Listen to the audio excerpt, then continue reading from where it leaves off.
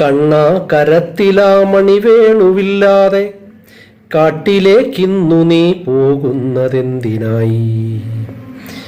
കാന്തി ചൂഴുന്ന നിൻ മൗലി കലയതിൽ മാധുര്യമൂറും മുരളീരവം വേണം. സപ്തസ്വരങ്ങളെ രാഗസരിത്തുകൾ ആക്കുന്ന പൊന്നോടക്കുഴൽ കൊണ്ടുപോകണേ.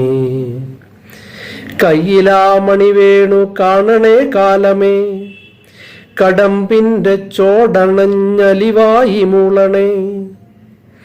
കാളിന്തി തീരത്ത് കാലിതൻ കൂട്ടത്തിൽ ഗോപബാല്യങ്ങളിൽ ഗോളാന്തരങ്ങളിൽ രാധാസ്മേരങ്ങളിൽ രാഗരേണുക്കളായി ഗോപീ നൃത്തനിനാദസ്ഥലികളിൽ